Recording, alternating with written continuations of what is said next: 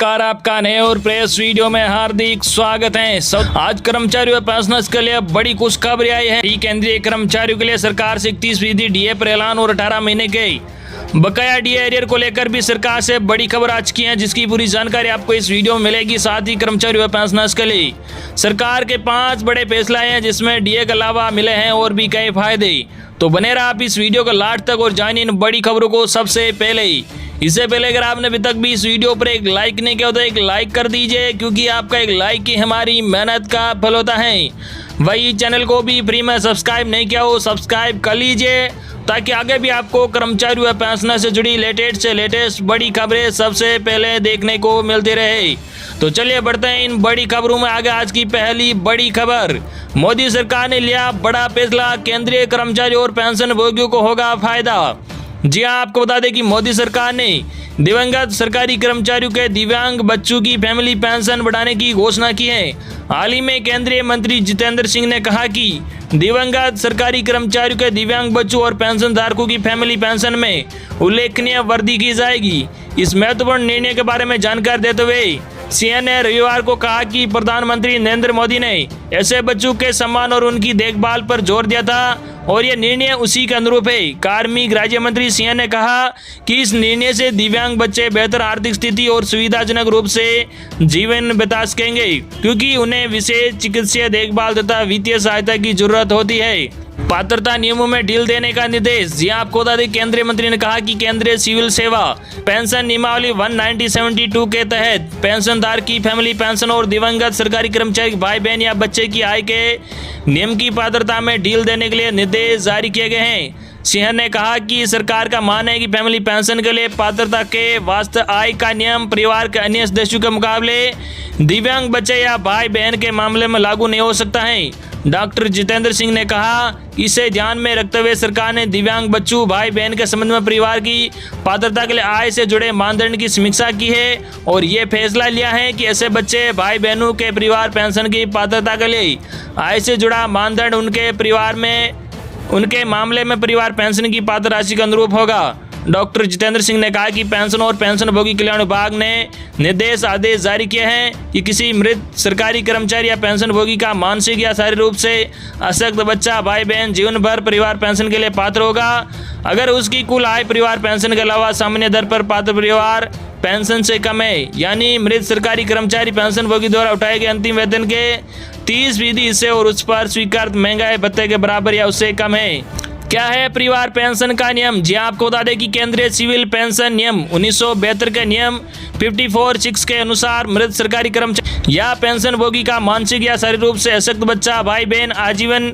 पारिवारिक पेंशन के लिए पात्र हैं, अगर वे किसी ऐसी शारीरिक अशक्तता से पीड़ित हैं जिसकी वजह से वे अपनी आजीविका नहीं कमा सकते हैं। इसमें परिवार का कोई सदस्य जिसमें शारीरिक रूप से अशक्त बच्चे भाई बहन शामिल है को इस स्थिति में अपनी आजीविका कमाने वाला माना जाता है, जब परिवार पेंशन के अलावा अन्य स्रोतों से उनकी आय न्यूनतम परिवार पेंशन यानी 9,000 रुपये उस पर स्वीकृत महंगाई भत्ते के बराबर या उससे ज्यादा है। वही अगली बड़ी खबर आपको बता दें कि स्वतंत्रता दिवस पर सीएम नीतीश ने दिया गिफ्ट।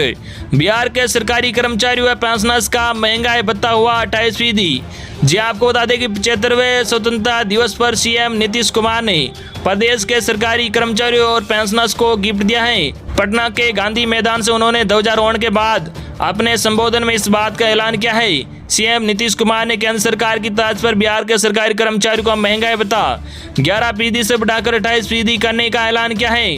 उन्होंने कहा कि जल्द ही वित्त विभाग इसकी अधिसूचना जारी करेगा।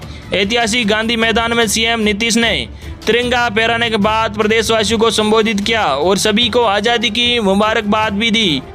वही अगली बड़ी खबर आपको बता दें कि सेंट्रल गवर्नमेंट एम्प्लॉय का महंगाई भत्ता बढ़ने के बाद अब आसाम सरकार ने अपने राज्य कर्मचारियों का डीए बढ़ाने का ऐलान किया है। इसे 1 जुलाई 2021 से लागू किया गया है। अभी असम सरकार के कर्मचारियों को 17% के हिसाब से डीए मिल रहा है। हिमंता बिस्वा शर्मा के नेतृत्व वाली सरकार ने पेंशनर्स की महंगाई राहत बढ़ाने का भी ऐलान किया, उसे भी अब 28% कर दिया गया है। फाइनेंस मिनिस्टर अजंता नियोग ने बताया कि अभी राज्य सरकार के कर्मचारियों को 17% की दर से महंगाई भत्ता मिल रहा है। अब 1 जुलाई 2021 से इसे बढ़ाकर 28% किया जा रहा है। इससे सरकार के ऊपर 200 करोड़ महीने का अतिरिक्त बोझ आएगा। इसके साथ ही स्टेट कैबिनेट ने 52,500 बेरोजगारों को रोजगार देने का ऐलान किया है। इससे पहले सरकार ने 1 साल में 1 लाख युवाओं को नौकरी देने की बात कही थी। वही अगली बड़ी खबर आपको बता दें, केंद्रीय कर्मचारियों व पेंशनर्स के लिए अच्छी खबर। सितंबर में बढ़ सकता है 3% डीए और एरियर भी मिलेगा। जी आपको बता दें कि केंद्रीय कर्मचारी और पेंशनर्स के लिए राहत वाली खबर है। 28% महंगाई भत्ता, डीएनएस अलाउंस बढ़ने के बाद अब उन्हें एक और तोहफा मिलने जा रहा है। सितंबर के अंत में महंगाई भत्ते में एक बार फिर इजाफा हो सकता है। दरअसल जून 2021 के लिए महंगाई भत्ते का ऐलान होना है, लेकिन पिछले साल से कोरोना के चलते 3-6 माह की किस्तों को जुलाई 2021 तक फ्रीज रखा गया था। 14 जुलाई को ही डीए को 11% से बढ़ाकर 28% किया गया है। इसलिए जून में होने वाले बढ़ोतरी पर फिलहाल फैसला बाकी है।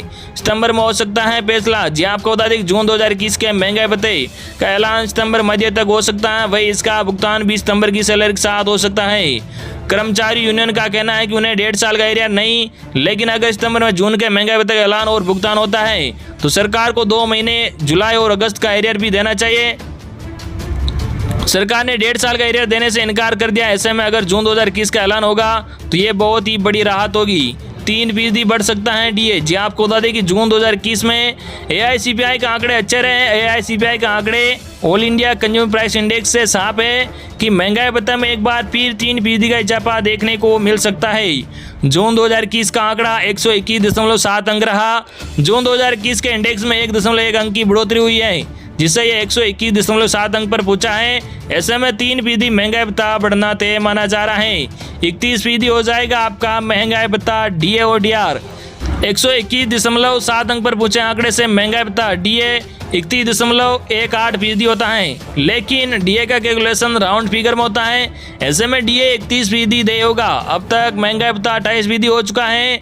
जून 2021 में होने वाली डीए की बढ़ोतरी को मिलाकर अब 31% हो जाएगा। हालांकि इसका ऐलान भुगतान कब होगा ये साफ नहीं है, लेकिन उम्मीद है कि सरकारी कर्मचारी सितंबर के मध्य तक अच्छी खबर मिल सकती है।